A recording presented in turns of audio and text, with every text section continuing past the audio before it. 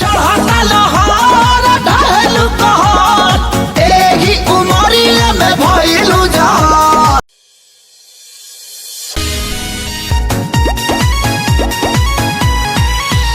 ऐसे देखे आँख फाड़ के अपना आँखी से चश्मा उतार के ऐसे का देखता तो का करी आँखिया खोब ले कारे।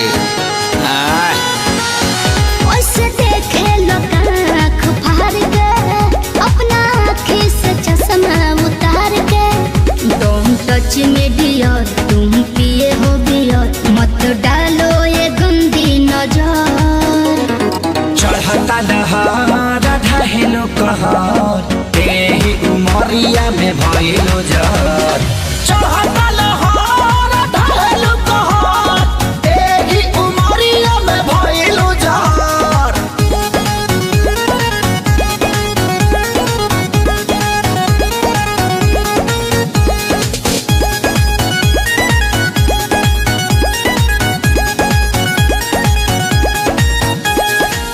जवन जवना तू खा लो उहे हमहू खानी हो।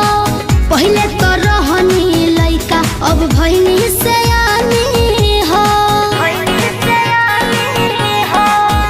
ए जवन जवना तू खा लो उहे हमहू खानी हो।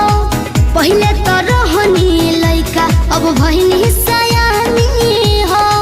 पीछे तो पड़ल होई पूरा इलाका लेकिन तू डाले दी हमर कदाका।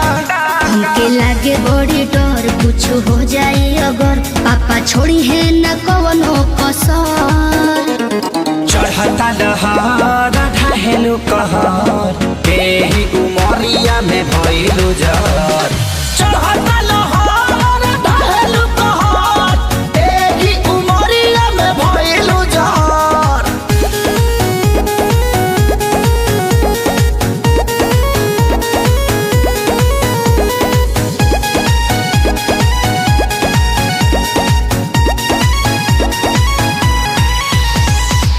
जेहि के देखऊ है मांगो ता हमरा से दिलावा हो।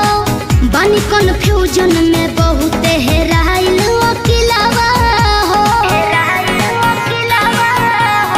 सुन ना जेहि के देखऊ है मांगो ता हमरा से दिलावा हो।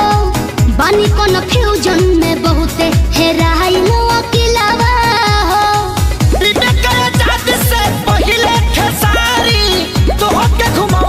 बाजारी बाजारी अभी जाए दो ना घर जोनी धर तू घर हमार घूमता ये बाबू सर। चढ़ता लहर ढहेलु कहर एही उमरिया में भइलु जहर। चढ़ता लहर